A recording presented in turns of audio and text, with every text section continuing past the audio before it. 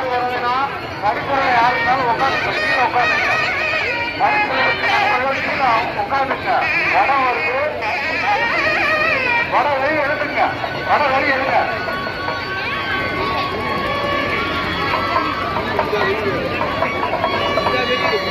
வட முன்னாடி இருங்க,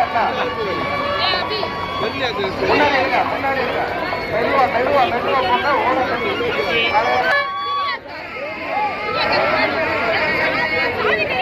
வெளியில முன்னாடி போயிட்டு